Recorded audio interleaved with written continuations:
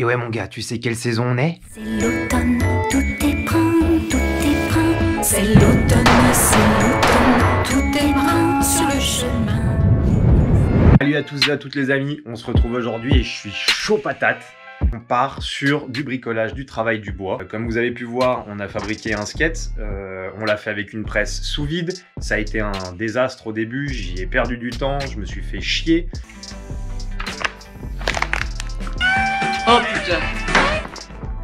Je vais la renforcer, je vais défoncer du scotch à foison. La presse.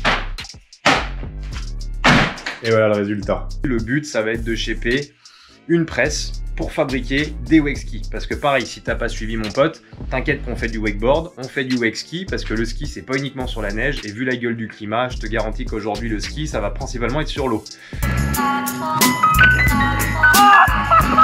Malheureusement, la paire de skis qu'on avait, ils sont là. Pour ceux qui n'avaient pas suivi, qui sont nouveaux sur la chaîne, voilà. On avait fabriqué ça en homemade. Petit projet de wake ski qui malheureusement a mal terminé, j'ai arraché la fixation. Oh, scheiße. Après, ce que j'avais utilisé pour les wake skis était fait avec du bois de récupération, des vieilles planches et tout, mais je l'avais vraiment fait à la zeub. Elle a vrillé la deuxième tentative qu'on a fait pour fabriquer un skate. On va recommencer parce que l'objectif c'est de refaire une presse, mais cette fois-ci qui est viable. Et pour ça, mon pote, c'est pas bien compliqué. Déjà, ce qu'il te faut, c'est des gros bastins comme ça. Alors tu vois, là, quand je dis gros bastin, tu vois, par rapport à la taille de ma main, c'est des trucs qui sont aussi gros que ma...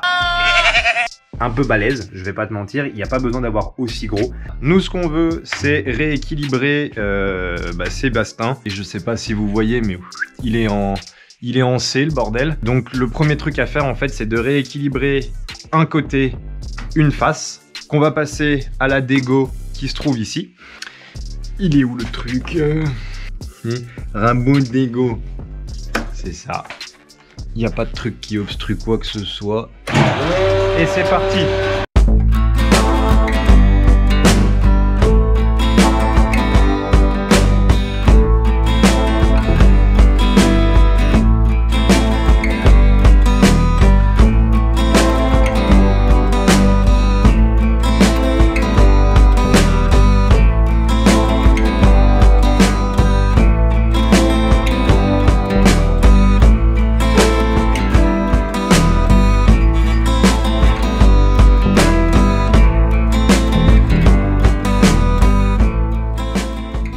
Voilà, donc là vous voyez, on a déjà rééquilibré en fait cette face-là. Tant qu'elle frotte pas de façon régulière partout à vous faire des beaux copeaux de bois, c'est que la face n'est pas linéaire. Et voilà, la face elle est récupérée, elle est nickel. J'ai mis un petit coup sur les deux autres faces. Pareil, ça les a rééquilibrés nickel. Maintenant, la face qui a le plus ramassé, c'est celle-là. Ça, je vais la passer dans le rabot. Et je les mets tous calibrés à la même hauteur. Hop, donc voilà comment ça se présente. Un rabot. Là, on va descendre parce qu'on est beaucoup trop bas. Vous allez voir, donc c'est ça, hein, c'est cette pièce-là qui tourne. Et descend ma chérie. Voilà. Tu prends de la wax. C'est de la wax de skater, hein, c'est la même merde.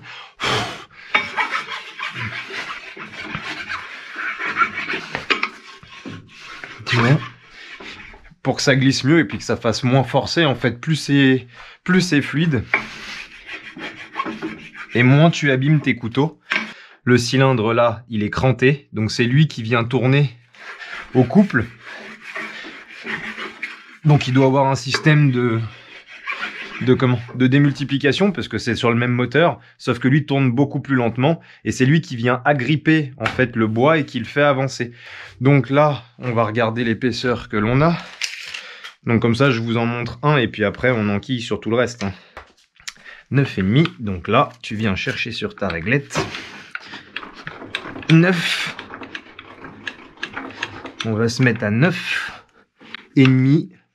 Ouais, un peu moins parce que faut pas trop faire forcer. Tu fais une première passe à 9,6 à peu près et tu regardes.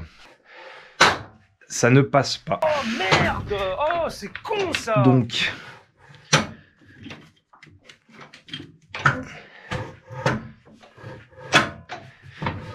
là, on va faire forcer très fort le rabot, donc faut pas. Voilà, on va regarder comme ça ce que ça dit. Allez.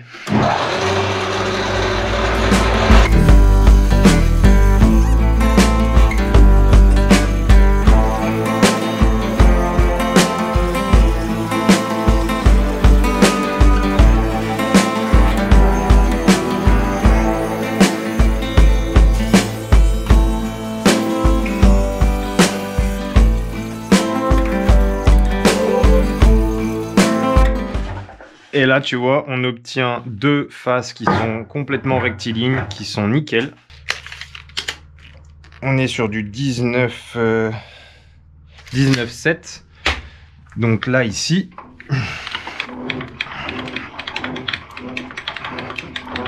bah, tu vois, on a le droit jusqu'à 20 cm. Allez! Allez!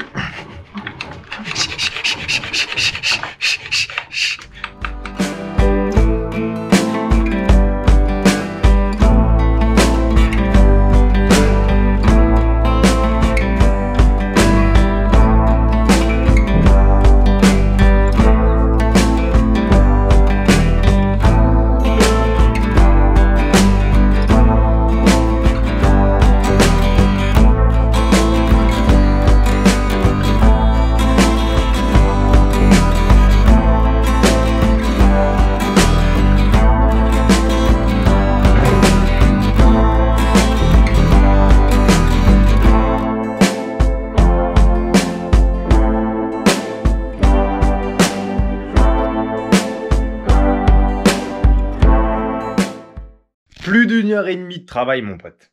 Et c'est bon, on a enfin terminé ces putains de chevrons. Maintenant, on passe au dessin, mon gars. Apparition. Ah bah voilà. La magie du montage, il est trop fort, ce mec.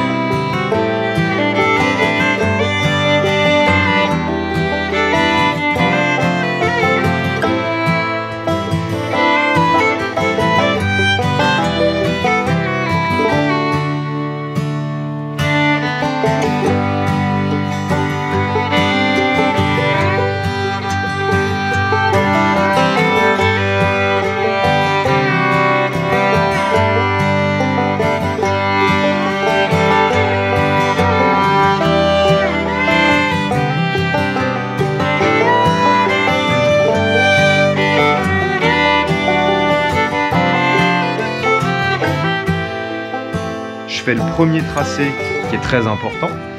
Votre tracé doit être déjà précis. Plus votre tracé est précis, mieux c'est. Là, je suis à 2 mm d'écart entre mon rocker, mon nose et mon tail.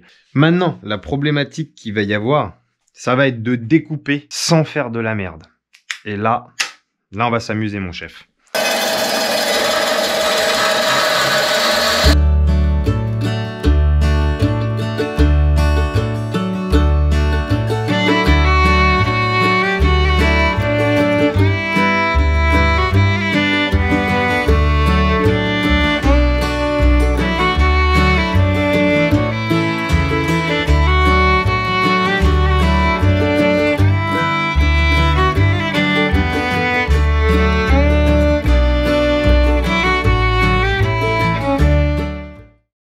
Bon, bah ça y est, c'est tout terminé, c'est tout découpé.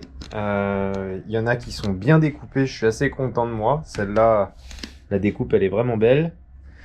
Celle-là, un petit peu moins bien, mais ça va. Celle-là, encore un petit peu moins bien, c'est la deuxième. Et ça, c'est la première qui a été découpée. et bah, qui est bien chiée dans la colle, hein, on va pas se mentir, celle-là elle a des beaux défauts. Maintenant vous allez voir, on va assembler la partie haute, on va assembler la partie basse, on va les mettre côte à côte et ensuite il va falloir travailler le ponçage. C'est bon les oreilles.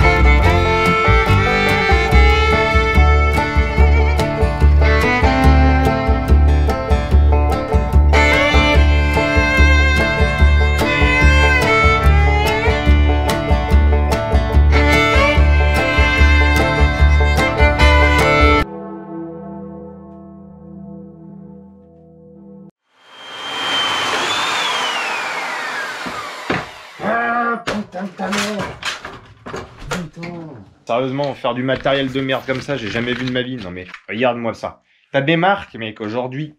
Putain, j'en ai plein la gueule. Regarde ce que chétane.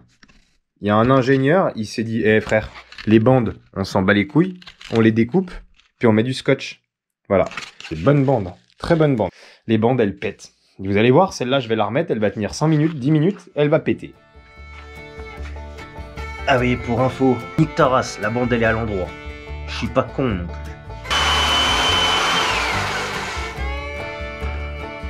Oh là là là là.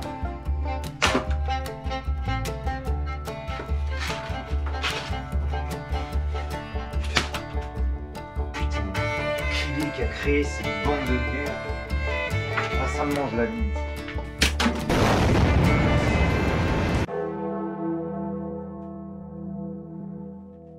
Une petite aparté juste pour vous dire, voilà, on a eu un souci avec la GoPro, une carte SD qui a foiré, je sais pas pourquoi, mais du coup il manque une partie, en fait toute la partie où je suis censé faire les trous normalement dans chaque chevron de bois pour passer ensuite les tiges filetées et mettre les boulons écrou contre écrou. Et serrer tout ça, mettre le bon espacement entre chaque chevron. Donc du coup on va passer directement à la suite, c'est-à-dire le plaquage en fait avec la plaque de contreplaqué marine. Allez, on continue. Tout de suite est intérêt à suivre. Voilà, on en est là. Ça c'est la partie haute qui est faite. Là je suis en train de visser la partie basse. On va tout de suite se mettre à continuer le projet. Parce que là j'ai la colle qui est en train de prendre, je suis en train d'avancer. J'avais pas prévu de filmer, puis en fait je vais quand même vous faire quelques plans de coupe. J'ai avancé énormément sans pour autant filmer, parce que j'avais besoin d'aller un peu vite. Et c'est vrai que de filmer ça prend quand même du temps. On termine, on visse vite fait la planche et on reprend après. Je vous explique comment j'ai fait et comment on a vissé.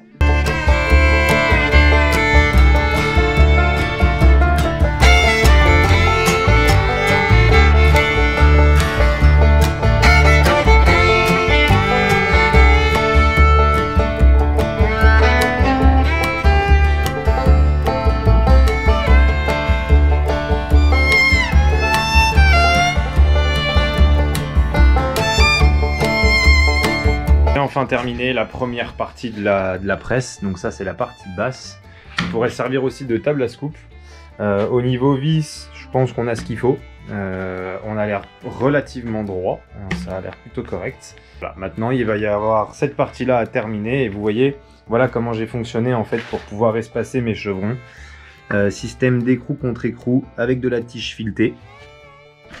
Déjà, rien que ça, là déjà, ça bouge pas. Et dans la partie basse, j'ai rajouté des petits plugs en bois en fait, qui viennent renforcer l'écartement pour éviter que mes bouts de bois finissent par cintrer avec le temps. Parce que l'objectif d'une presse, c'est de tenir dans le temps, hein, c'est pas de fonctionner qu'une seule fois. Donc voilà, on a terminé cette partie-là. Il y aura juste à la défonceuse venir effleurer là.